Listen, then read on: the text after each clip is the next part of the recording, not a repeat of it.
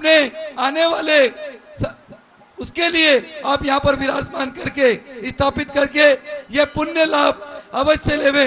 बंधुओं, ये पुण्य पहली बार आपको गुप्ती सागर जी महाराज के सानिध्य में उनके आशीर्वाद से आप सभी को मिल रहा है। इसको ना छोड़ें, जरूर जरूर लेवे। आगे का कार्यक्रम 10 लक्षण विधान यहाँ पर पूजा प्रारंभ हो रही है, आप सभी देखें। जय हो। ओम ह्रीं उत्तम क्षमादि 10 लक्षण धर्म समूह प्रतिष्ठोठाटा स्थापनम। जय हो जय हो। ओम ह्रीं उत्तम क्षमादि 10 लक्षण धर्म समूह सन्नधिकरणम परिपुष्पांजलि। जय हो जय हो। आओ जी आओ मारा प्रभुवर मारे आंगना, आओ जी आओ मारा प्रभुवर मारे आंगना। थाके आया सो मारी नाव तरसी, ओ थाके आया सो मारी नाव तरसी। आओ जी आओ मारा प्रभुवर मारे आंगना। हिमाचल की धार मुन चित सम शीतल सुरभि, भगवाता निवार 10 लक्षण पूजो सदा। ओम ह्रीं उत्तम क्षमादि 10 लक्षण धर्मेभ्यो नमः। जन्म जरा मृत्यु विनाशनाय दिव्य जलम नृपामति स्वाहा। मैं चंदन बनकर तेरे चरणों में चढ़ जाऊं, मैं चंदन बनकर तेरे चरणों में चढ़ जाऊं। मैं दीपक बनकर तेरी, मैं दीपक बनकर तेरी बाती में जल जाऊं। मैं चंदन बनकर तेरे चरणों में चढ़ जाऊं।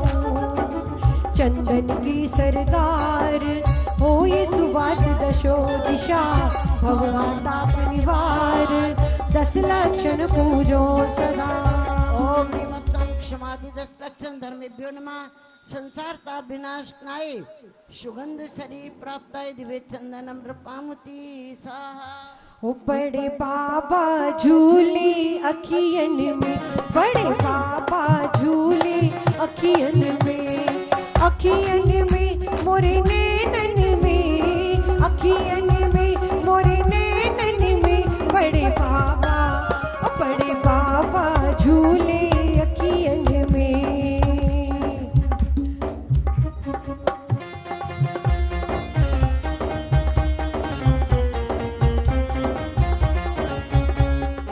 अमल अखंडित सार तंदुल चंद्र समान शुभ, भवताप निवार 10 लक्षण पूजो सदा। बड़े बाबा झूले अखियन में। ओम ह्रीं श्री उत्तम क्षमादि 10 लक्षण धर्मेभ्यो नमः। क्षय पद प्राप्ताय दिव्यक्षतम नृपामति स्वाहा। बाबा की न पूजो सदा। ओम ह्रीं उत्तम क्षमादि 10 लक्षण धर्मेभ्यो नमः। कामण विध्वंसनाय दिव्य पुष्पम नृपामति स्वाहा। गुरुदेव की कृपा से सब काम हो रहा है, गुरुदेव की कृपा से सब काम हो रहा है। करते हैं मेरे गुरुवर सब काम हो रहा है। नीवज विविध निहार उत्तम शतरस संजुगत, भव आताप निवार 10 लक्षण पूजो सदा। गुरुदेव की कृपा से। ओम ह्रीं श्री उत्तम क्षमादि 10 लक्षण धर्मेभ्यो नमः। क्षुधारो विनाशनाय नैवेद्यम नृपामति स्वाहा। होठों पे जिनके पार्श्व का शुभ नाम आएगा, होठों पे जिनके पार्श्व का शुभ नाम आएगा। उसके हर एक दर्द में आराम आएगा। 23वें तीर्थंकर के जो धाम जाएगा। अगर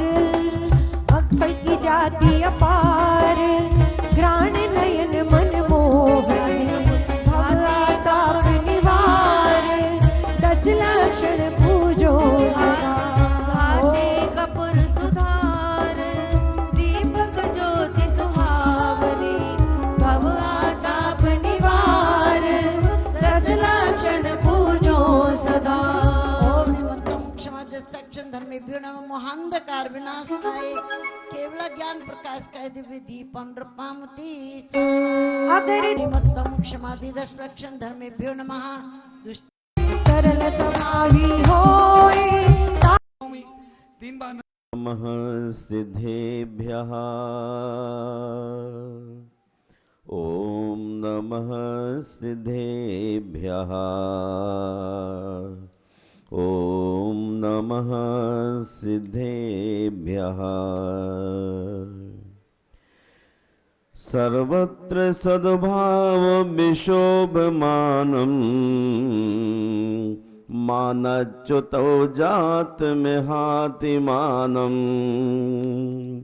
तं मार्दवं मानव धर्ममार्य प्रार्थं प्रवन्दे सतधा प्रभक्त्यः।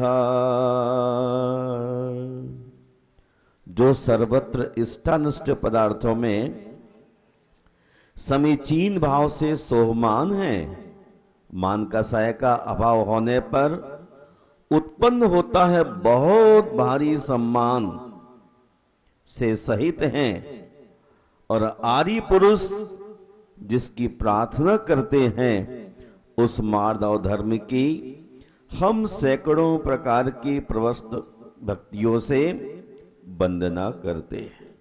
जय बोलिए उत्तम मार्दव धर्म की, विश्वबंध भगवान महावीर स्वामी की, संत श्रोमणी आचार्य गुरुवर विद्यासागर मुनिराज की, जय श्री गुप्ती सागर जी महाराज जी की जय जय गुरुदेव। धर्म स्नेह बंधुओं, पर्यूषण की द्वितीय मंगल प्रभात हम सबके जीवन में उल्लास, आनंद और पुण्य की गंगा प्रवाहित कर रही है। कौन नहीं जानता, क्षमा के उपरांत मनस्थिति अत्यंत पवित्र और निष्कलुष हो जाती है। ऐसी ग्रहणशील प्रज्ञा में ही मार्दव की धारणा होती है। मार्दव वृत्तियों की कोमलता का नाम है। जब व्यक्ति में क्रूरता,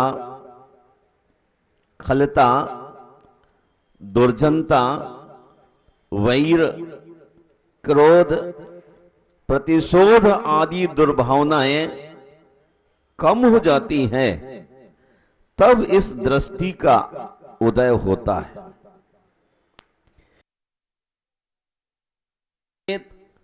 हमें उसके व्यवहार से दिखलाई देने लगता है।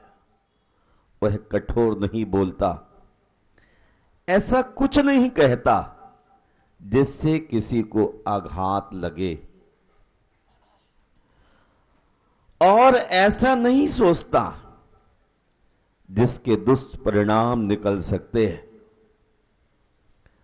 वह आचरण में सर्वत्र अहिंसक होता है। मधुराई उसके मन, वचन और कर्म में घुल जाती है। उसकी चित्त वृत्तियां स्निग्ध, शांत और मद रहित होती है। चूंकि चित्त में मार्दव का विस्तार है, अहिंसा मन की कर्कशता, क्रूरता और कठोरता को बुहार देती है, और वह बुहारी होती है मार्दव की।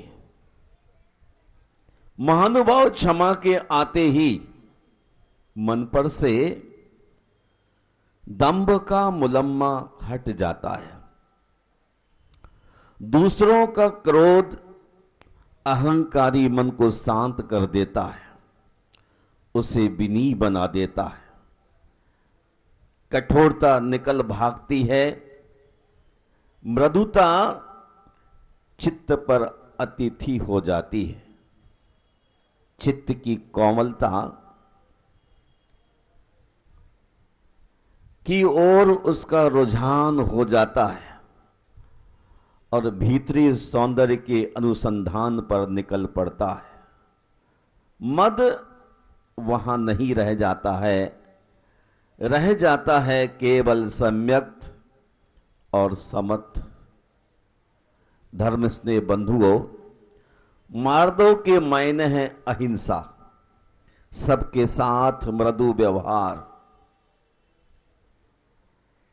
बोलें तो मृदु, करें तो मृदु, सोचें तो मृदु, किसी वस्तु को उठाएं तो बेआवाज, दरवाजा खोलें तो भी आवाज ना आए, किसी वस्तु को रखें तो आवाज ना आए। जब अहंकार और दंभ से भरे होते हैं तो आपके चलने की भी आवाज आती है, दरवाजे खोलने की आवाज आती है, और किसी वस्तु को रखती हुए इस तरह रखी जाती है जैसे बहुत बहुत ज्यादा भीतर से आदमी पजल, परेशान, मान, ये सब चीजें उसके अंदर दिखलाई देती। मार्दव के मायने हैं पूरी तरह से सावधानी, विनय, मृदुता। जब कोई बहन किसी भाई के लिए या कोई महिला अपने पति को भोजन परोसती है तो ऊपर से नहीं पटकती है, बहुत सावधानी के साथ धीरे से थाली में रखती है। लेकिन जब भगवान के मंदिर में आप अर्घ चढ़ाते हैं तो ऊपर से ही आप छोड़ देते। इतने बड़े प्रभु के चरणों में आपकी हाजिरी पत्र मान कसाय के साथ कर्म बंध के लिए कारण होती। जितने सावधानी के साथ परिवार के साथ व्यवहार होता है, भोजन परोसते हैं, उससे ज्यादा सावधानी के साथ अर्घ क्षेपण करते हुए भी आपको ध्यान रखना है। पूरी सावधानी, चलते हुए, उठते हुए, बैठते हुए, खाते पीते हुए, रोजमर्रा के व्यवहार में इन सब चीजों की जरूरत है। महानुभाव, मान निर्हरणम मार्दवम, मान का नहीं होना ही मार्दव है। और मार्दव को हम आज कुछ शब्दों के माध्यम से आपको कहना चाहता हूं, बताना चाहता हूं। मार्दव के मायने होता है लचीलापन। आदमी के अंदर कितनी लोच है। चांदी बड़ी कैडी होती है, सोना काफी लोच लिए होता है, इसलिए आप शुद्ध स्वर्ण का इस्तेमाल नहीं करते, उसमें भी आप खोट डाल देते, कहीं खो ना जाए। आप शुद्ध देशी घी का इस्तेमाल नहीं कर सकते, डाइजेशन पावर वीक हो गया है, इसलिए उसमें कुछ ना कुछ मिला लेते हैं। आज उत्तम मार्दव का दिन है। हम अपने जीवन में मार्दव को कैसे लाएं? हमारे जीवन में मार्दव आ सकता है क्या? जब तक मार्दव नहीं आएगा तब तक हमारा जीवन सुंदर नहीं हो सकता है। लचीलापन लोक व्यवहार में भी आवश्यक है। साथ ही मार्दव के मायने होता है कोमलता। तीसरा मीनिंग दिया है कृपा। चौथा आता है नरमी। जब व्यवहार करते हैं नरमी के साथ करो।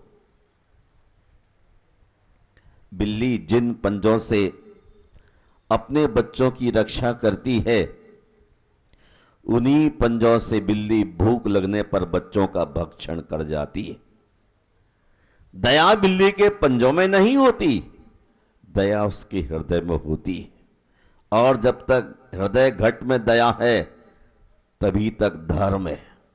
जैसी हृदय से दया निकल जाती और पिता पुत्र के लिए खत्म कर देता है। मार्दव का होना निहायत अनिवार्य है।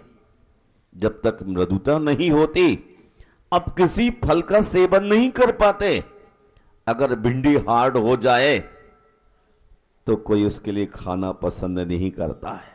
भिंडी जब नरम नरम हो, खीरा जब नरम नरम हो, तो ही आपके लिए स्वादिष्ट लगता है। प्रकृति का कोई ही फल जब रूठ जाता है तो उसके लिए आप ग्रहण नहीं करते, लेकिन आदमी रूठ जाए तो उसके लिए मनाना पड़ता है। रूठे हुए लोगों को मनाने का प्रयास तुम ही कर सकते हो। हमें किस बात की जरूरत है? हमें क्रोध कसाय, मान कसाय के लिए कम करने का पुरुषार्थ करना है। लेकिन जो आदमी रूठा हुआ है, उस व्यक्ति के मन में तो भगवान के प्रति भी रिस्पेक्ट नहीं है। जब मंदिर जाता है, इसलिए तो गर्दन उसकी झुकती नहीं। गर्दन झुक जाए लेकिन पूरा नहीं झुकता। आज देख लिए कितने तरह के लोग होते जा रहे हैं। भगवान के मंदिर में पंचांग नमस्कार करने की प्रक्रिया बतलाई गई है। जैसे गाय बैठती है वैसे बैठ के नमोस्तु करना चाहिए, लेकिन आपकी गर्दन झुक जाए तो बड़ी बात है। आचार्य सुभचंद्र स्वामी कहते हैं कि कमाल है, गुण तो कुछ भी नहीं है। कभी कोई दान नहीं दिया, कोई सील का पालन नहीं किया, संयम की साधना नहीं की, कोई उपवास वगैरह नहीं किया, फिर भी इतना अहंकार। उफ, किस बात का अहंकार है। यदि गुण होते तो भी लगता कि आदमी कुछ कीमतदार है। एक भी तो गुण नहीं और फिर भी अहंकार। यह अहंकार आपकी जिंदगी के लिए अधोगति की ओर ले जाएगा। मानेन अहमा गई, मान से अधोगति मिलती है। और अधोगति जाने वाला आदमी अपने आराध्य का सम्मान कैसे करे? 10 वैज्ञानिक में कहते हैं, मानो विनय नाशनो। मान करने से मनुष्य का विनय गुण समाप्त हो जाता है। जिसकी बुद्धि धर्मपरायण है, वे ही अभिमान पर विजय प्राप्त कर सकते। रावण अलबत्ता महापंडित था, लेकिन बड़ा मानी था, इसलिए उसकी मौत हो गई। 1 लाख पूत 1.25 लाख नाती, जिसके घर में दिया न बाती। 1 लाख पुत्र 1.25 लाख पोते वोते, फिर भी उसके यहां दिया और बाती जलाने वाला कोई ना बचा। इससे बड़े तो आप मानी नहीं होंगे ना। उसका समय व्यतीत हो गया। लेकिन आज आप समझ लीजिए, अहंकार ऐसा राक्षस है जो प्रत्येक को लगा हुआ है। थोड़ा सा यदि उसको जैसा वो चाहता वैसा ना मिला तो कहता मंदिर आने से क्या फायदा, 3 घंटे में पूजन में लो और आपने मुझे मंच पर बुलाया ही नहीं। गोदा जी, कल से मंदिर नहीं होगा। आपने कोई हमारे लिए पारस पर लिफ्ट ही नहीं दी। पारस के लिए अगर आते हैं तो पारस को नहीं पा सकते। हम पारसनाथ के लिए आते हैं, वो पारस बीच में आ जाए तो उसका सौभाग्य है वो।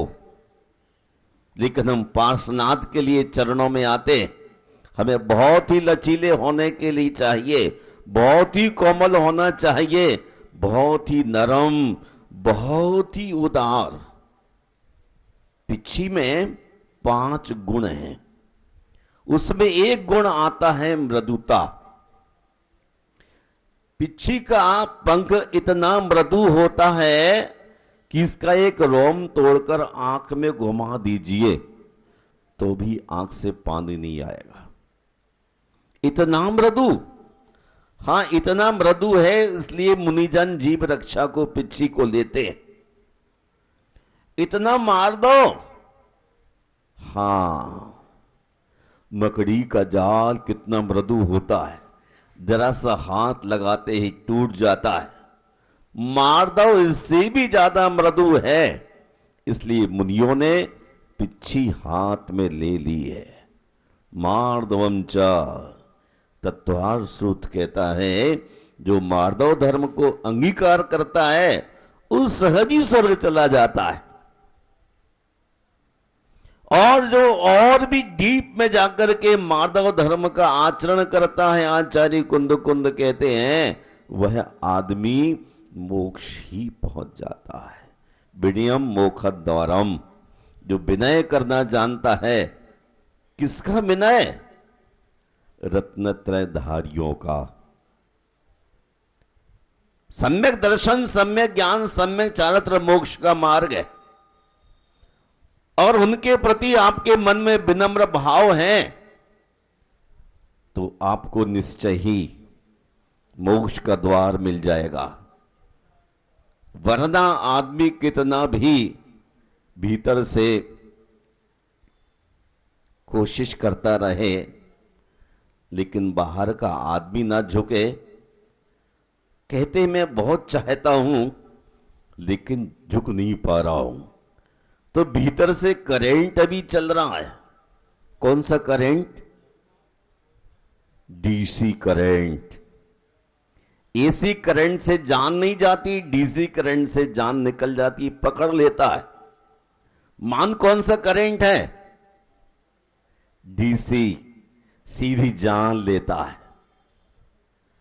आपको पहचान लेता है और निश्चित ही जीवन खराब कर देता है। मैंने सुना है मान कसाय में विटामिन होते हैं, तभी तो आदमी दूसरों की निंदा करने के लिए उतावला हो जाता है।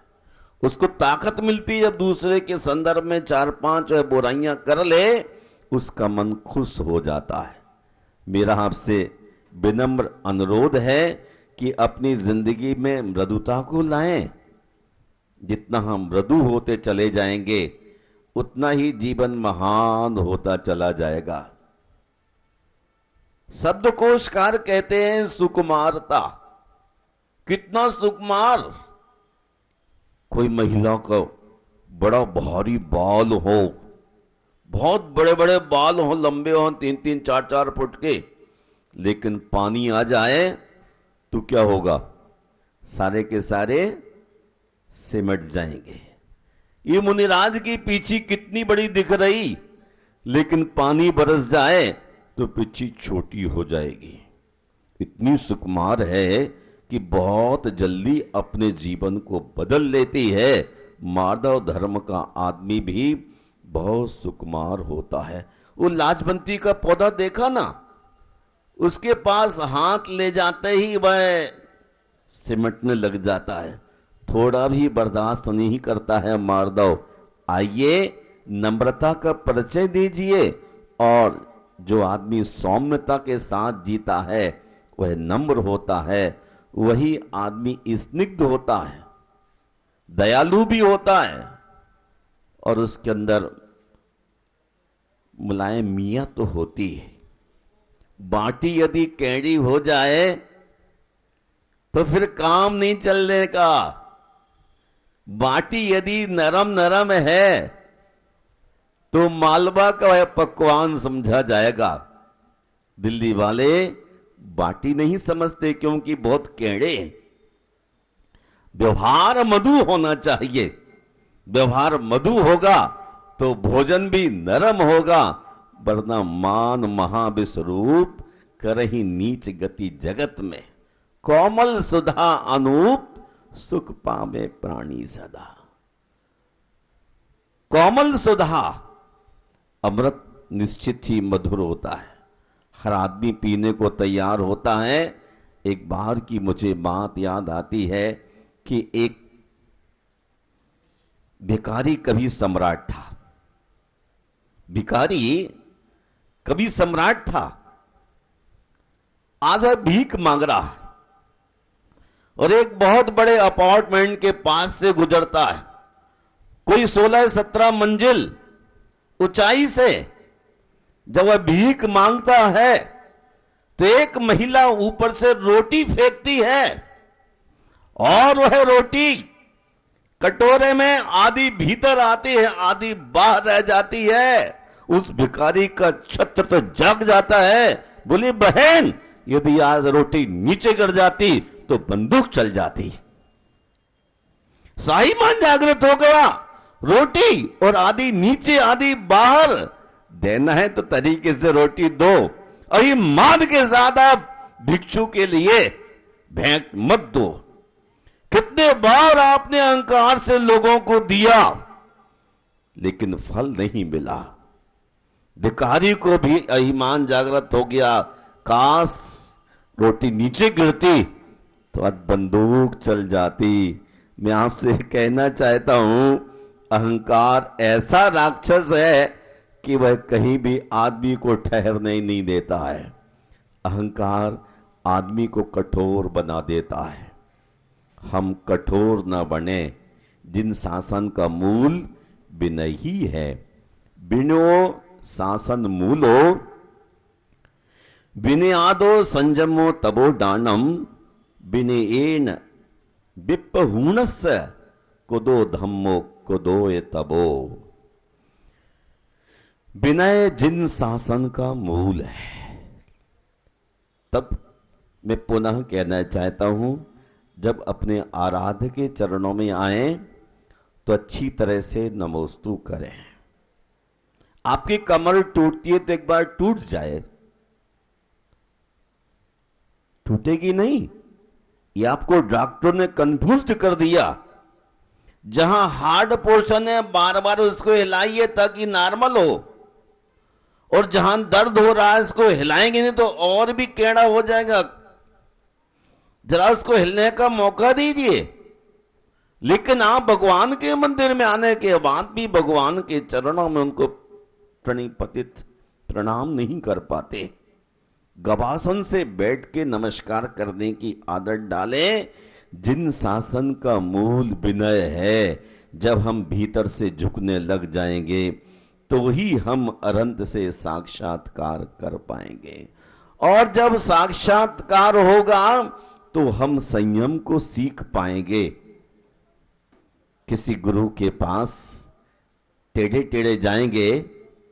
आपको याद है जब रावण का वध हो गया तो राम लक्ष्मण से कहते, भाई रावण महापंडित था, नीतिकार था, जाओ अब वो जा रहा है, उससे कुछ विद्या लेकर के आओ। तो क्या हुआ था? भाई के कहने पर लक्ष्मण रावण के पास गया।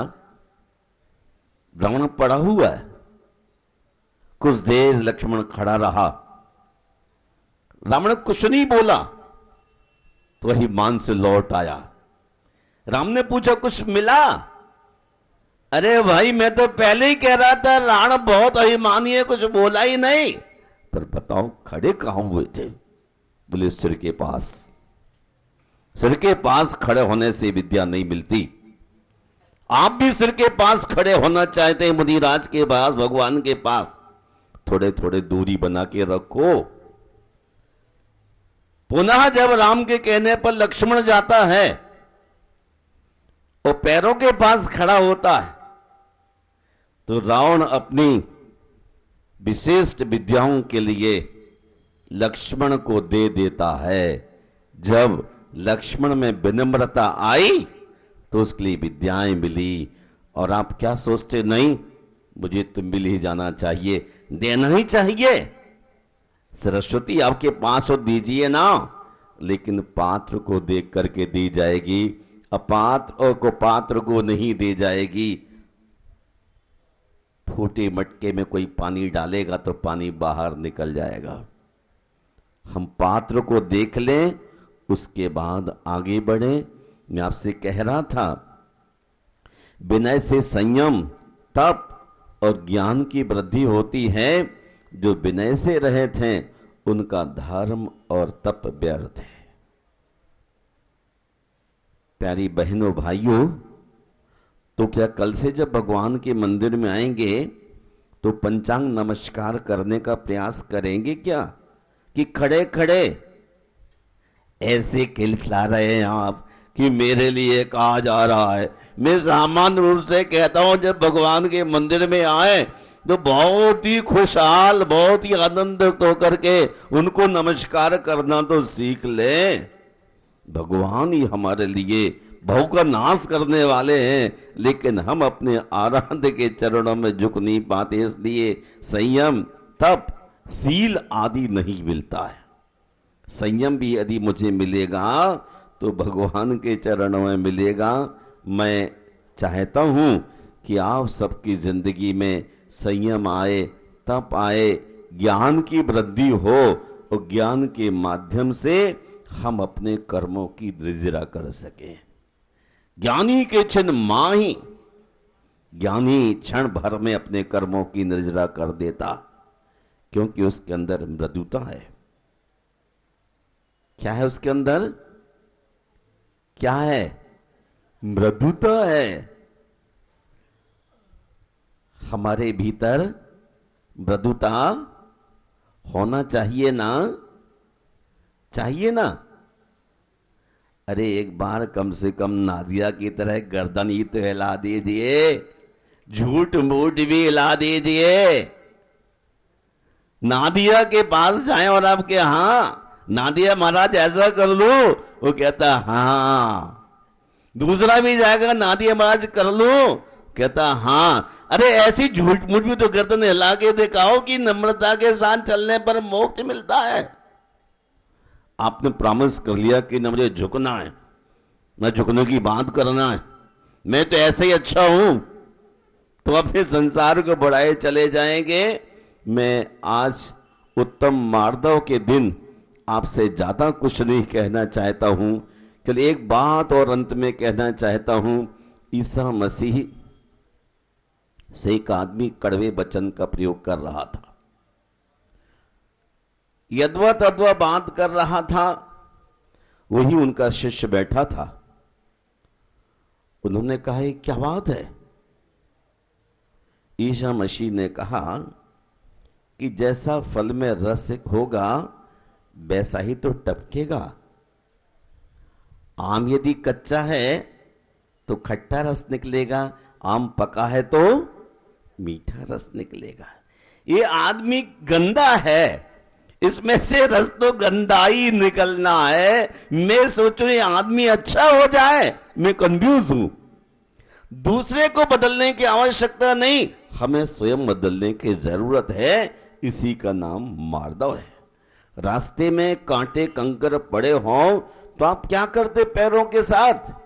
उपानत बढ़िया जूते पहन के रास्ते से निकल जाते हैं, कांटों को नहीं हटाते। यदि दूसरे को हम बदलने चले जाएं, हम नहीं बदल सकते। हम अपने को बदलने की कोशिश में लगे रहते। भाई मैं बदल जाऊं, मैं नरम हो जाऊं, मैं सुधर जाऊं तो तीर्थंकरों के पाद मूल तक पहुंचने की मेरी हैसियत जाग जाए।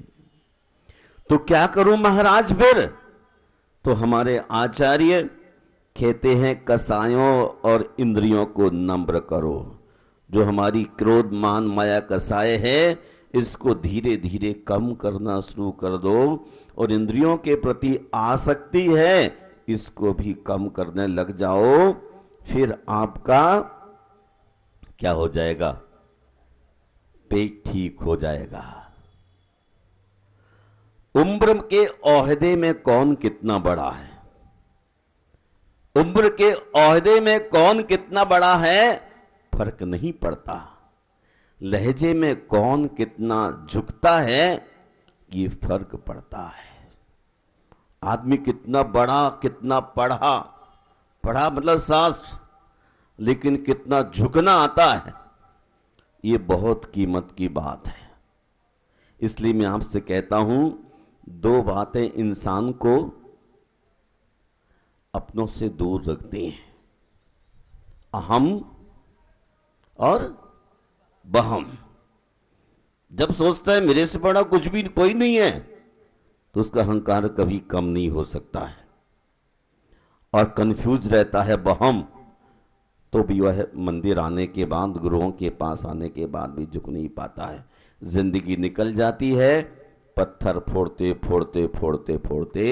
इसलिए मैं आपसे कहता हूं, हर मील के पत्थर पर इबारत लिखा दो, हर मील के पत्थर पर इबारत लिखा दो। नापाक इरादों को मंजिल नहीं मिलती। इरादा अच्छा रखना होगा। जब कभी अरहंत के चरणों में संत की वंदना के लिए आए तो अपने इरादे को नेक रख के चले, वरना आपके लिए जिंदगी में क्या सफलता मिलेगी। सफलता एक सुंदर पुष्प है तो विनम्रता उसकी सुगंध है। आपने कहा बहुत ही बड़ा आदमी है, बहुत ही बड़ा आदमी है, लेकिन बड़ा कितना बड़ा है इसलिए नहीं झुक रहा है। अरे बड़े ने बहुत बहुत कष्ट सहे हैं, इसलिए बड़ा बहुत नरम हो जाता है। समझे, बड़ा वो दही बड़ा, कितने कष्ट झेले उसने, उसके बाद वो बड़ा बड़ा होते दही बड़ा और सबके लिए अच्छा लगने लग गया। पैसे से केवल बड़ा होने पर अहंकार बढ़ता चला जाता है, वो आदमी कभी किसी काम का नहीं रह जाता है। उसकी वाणी में कोमलता होना चाहिए, मधुरता होना चाहिए, और शरीर की कोमलता का मतलब है बहुत शार्प, बहुत हार्ड नहीं। किसी किसी के हाथ ऐसे होते हैं जैसे पाषाण होते हैं, और किसी किसी के हाथ ऐसे होते हैं जैसे रेशम हो। ये भी भावों की बात है। एक घटना मुझे याद आ गई। एक समय की बात है, कैक्टस गार्डन के अंदर बहुत प्रकार के कैक्टस लगे हुए थे। इसे हिंदी में थूहर बोलते हैं। कैक्टस गार्डन चंडीगढ़ में है। बहुत प्रकार के कैक्टस लगे हुए थे और वहां से एक संत गुजरा। वो देखता है कि कैक्टस से टकरा के बच्चों के हाथ पैर में कट लग रहे। संत ने कैक्टस से कहा कि मित्र देखो, तुम्हारे कारण बच्चों के हाथ पैर में कट लग रहे हैं, तो अपने कांटों को हटा लो। ये प्यारे प्यारे छोटे छोटे बच्चे कोमलमती, इनका शरीर कट पिट रहा है। उसने कहा मित्र, कैक्टस ने संत से कहा मित्र, मुझे इनसे डर लगता है। ये मेरे पर पत्थर फेंकेंगे, ईंट फेंकेंगे, मुझे बर्बाद करने को तैयार रहते हैं, इसलिए मैं अपने कांटों को नहीं हटाना चाहता हूं। कांटों के भय से भाग जाते। संत ने कहा मित्र कैक्टस, तो अपने कांटे हटा ले, ये बच्चे कुछ भी तुम्हारा नहीं बिगाड़ेंगे। जब संत ने 2-3 बार कैक्टस से बात की तो देखता हूं चौथे दिन कैक्टस ने अपने कांटों को समेट लिया, सुखा दिया और झड़ गए। संत की बात कैक्टस ने मानी और अपने कांटों को उतार दिया ताकि बच्चों के लिए कट न लगे। कैक्टस मृदु हो गया। लेकिन आप महानुभाव अपने कांटों को कब उतारेंगे? कितना समझाया जाता है आपके लिए। कैक्टस ने अपने कांटों को उतार दिया संत के कहने पर, लेकिन आप अपनी कांटों को उतारने को तैयार नहीं हैं। मार्दव का अर्थ होता है कोमलता।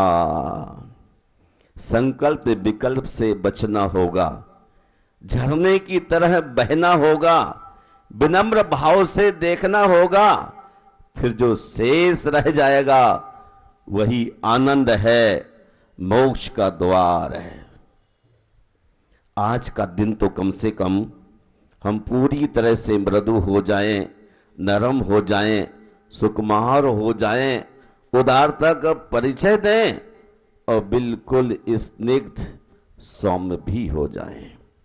आप सबकी मंगल की कामना करता हूं। आज का दिन आपके लिए मिला है और पूरे दिन का उपयोग कर लीजिए। अपने अहम और बहम का त्याग कीजिए। संत के कहने पर कैक्टस ने अपने कांटों का त्याग किया और मेरे कहने पर आज शाम तक या कल सुबह तक अपने कांटों को छोड़ने की कोशिश तो करेंगे ना? करेंगे क्या? चश्मा लगा के देख लूं आपके चेहरे को। बहुत समय हो गया, कांटे बहुत हैं। क्यों भैया? सबसे पीछे लास्ट चेयर पर बैठने वाले भैया को कह रहा हूं, क्या कल तक अपने अपने कांटों को हटाएंगे क्या? उत्तम मार्दव को जी पाएंगे क्या? यदि उत्तम मार्दव हमारी जिंदगी में आता है तो पर्यूषण हमारी जिंदगी के लिए सार्थक कर देता है। राम के कहने पर लक्ष्मण ने रावण से विद्याओं को पाया और हम पार्श प्रभु के चरणों में बैठकर अपने जीवन को श्रेष्ठ बनाएं। इन्हीं शब्दों के साथ उत्तम मार्दव धर्म के, उत्तम मार्दव धर्मी संत श्रोमणी आचार्य गुरुवर विद्यासागर मुनि राज की।